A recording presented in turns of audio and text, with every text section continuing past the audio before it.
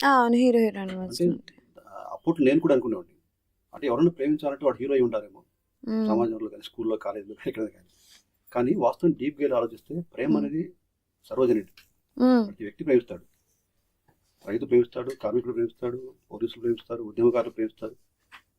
అలాగే సినిమాలో విలన్స్ అయినంత మాత్రం ప్రేమ ఎందుకుండదు? మేము హ్మ్. విలన్స్ ప్రేమించకూడదని రూలే ఉండదు కదా! ఆ కోణంలో ఏ సినిమాలో ఎవరు టచ్ చేయలేదు కాబట్టి, కొత్తగా ఆలోచించాలి, కొత్తగా తీయాలనుకున్నప్పుడు హ్మ్.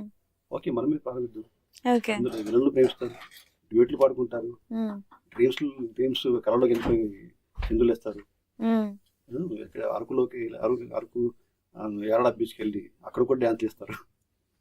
ఇది మొట్టమొదటిసారిగా హీరోలే కాదు విలన్లు కూడా ప్రేమిస్తారు. వాళ్ళకి కూడా పాటలుంటాయి. వాళ్ళు కూడా డ్యూయెట్లు ఉంటాయి. అబ్బా! అనేది ఈ సినిమా ద్వారా మేము ఇప్పటివరకు సినిమాలో కనిపించిన విలన్లు అందరూ అనుకుంటారు మాకెందుకు దొరకలేదు ఎలాంటి డైరెక్టర్లు చంపడాలు, నరకడాలు ఇవన్నీ చూపిస్తున్నారు అని అనుకుంటారు. It's an unique taught by the way. And yeah మీరు చెప్పండి అంటే లైక్ యూఆర్ ఓకే మీరు ప్రెజెంట్ అవ్వడమే ఒక యూనిక్ క్యారెక్టర్తో ప్రెజెంట్ అవుతున్నారు. అండ్ లైక్ ఇన్నేళ్లలో మీరు ఎప్పుడు ట్రై చేయలేదా like any characters wise or else చేసి మాకు తెలియనివి ఏమైనా ఉన్నాయా మూవీస్? అంటే ఆ కెరీర్ బిగినింగ్ కాబట్టి ఆబ్వియస్లీ నేను ఆడిషన్స్కి వెళ్తుంటాను. మనం 20-30